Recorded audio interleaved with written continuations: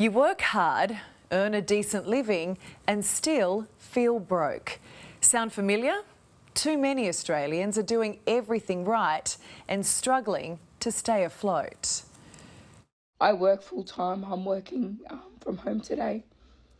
I work while sick just to be able to make ends meet. If I'm working full-time, I don't know how other people are doing it, you know, like I'm doing it really tough. Like I'm classed as what they call a working poor. I do think that, you know, just a little bit more assistance, you know, for businesses as well as for, you know, taxpayers would be great. You know, just a little bit. I'm working poor. You feel that, right? And as the federal budget is unveiled tonight, people just like Alicia Wallace are begging the government to do something, anything to help.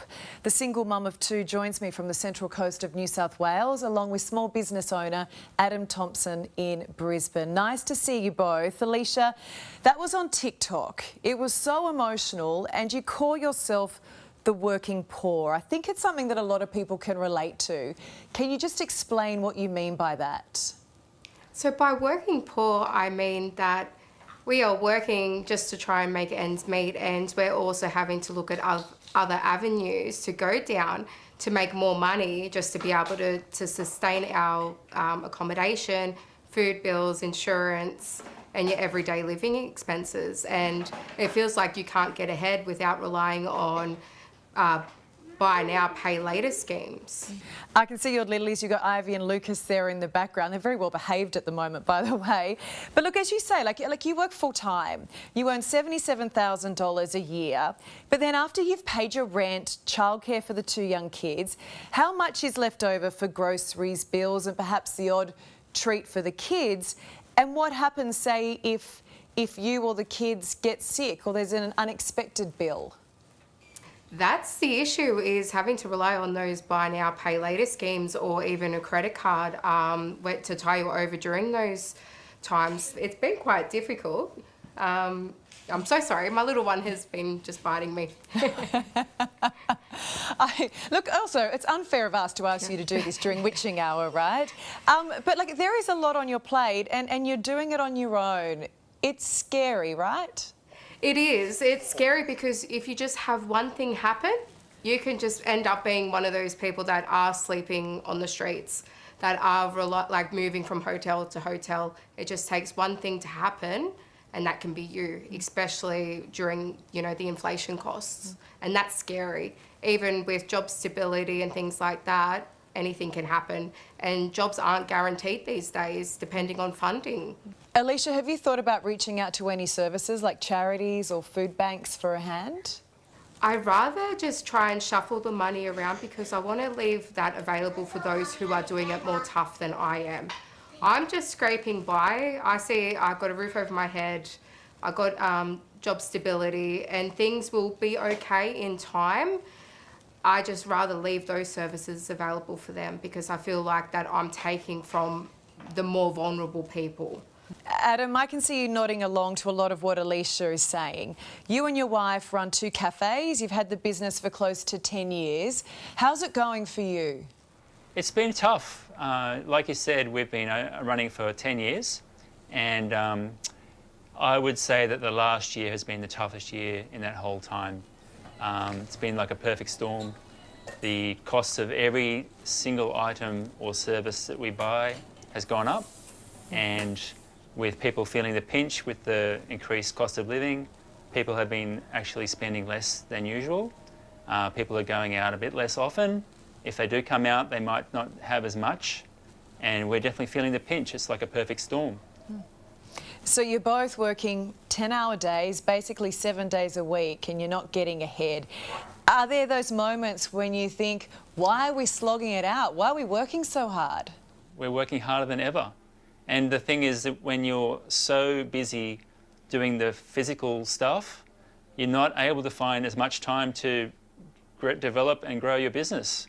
So you end up in this cycle, and it's very hard to get ahead.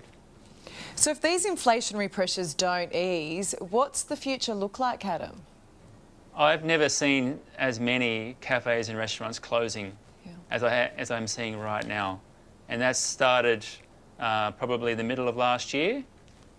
You could see the writing on the wall, and it's continuing right now.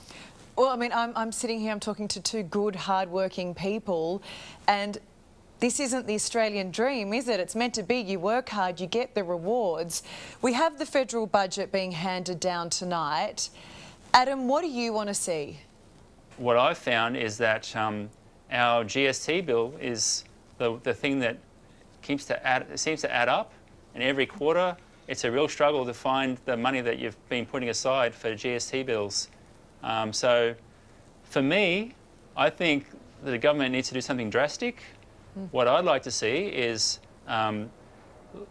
coffee, let's face it, it's a staple of Australian life, just like milk or bread. Why doesn't the government make coffee GST-free? That would have a huge impact to cafes in Australia. See, right there seems like a very simple solution. I mean, I don't know at the moment how tough things are. You're actually on a plan with the ATO to pay off, you know, those tax bills. When you said coffee GST-free, Alicia, who is a single mum who's working full-time, has got 2 little kids, she nodded like crazy. Alicia, can I ask you, this will be the Treasurer's third budget. Jim Chalmers has hinted at some short-term relief, but warned not a cash splash. What would you like to see other than coffee being a bit cheaper and GST-free? Coffee always, okay? I can't survive without it, and I too have had to cut back on buying coffee. So I would like to see the budget help out everyone that is trying. If you help out the working class, your businesses, it will also help our most vulnerable people in the community as well. I just want it more fair and more equitable, and the inflation costs to go down. There is talk there will be rental assistance. What that looks like, we'll find out more detail tonight. Tax cuts come in July 1, and there's also talk of energy bill relief for every Australian household. Adam, would that make a big difference? For me, at home perhaps. Whether businesses are entitled to some sort of benefit from that, that remains to be seen. I haven't seen the budget yet or know anything about the details of that, so we'll see. Alicia, your final plea to the Treasurer of what you'd like to see in tonight's budget. Make it fair for everyone. Everyone deserves to have a good life and not be struggling. Job seekers, pensioners, working class, everyone deserves to live a good and meaningful life and have an opportunity to own their own home. At the moment, there's a high demand for rentals, there's people sleeping in tents, and that's not fair. Yeah. You know, your basic everyday essentials shouldn't be so exorbitant. If people like me are struggling, people like Adam are struggling, then I can't imagine what it's like for those people who have lost everything. Yeah. And that's why it's important that we advocate and speak out and speak our truth for these changes to happen. Yep.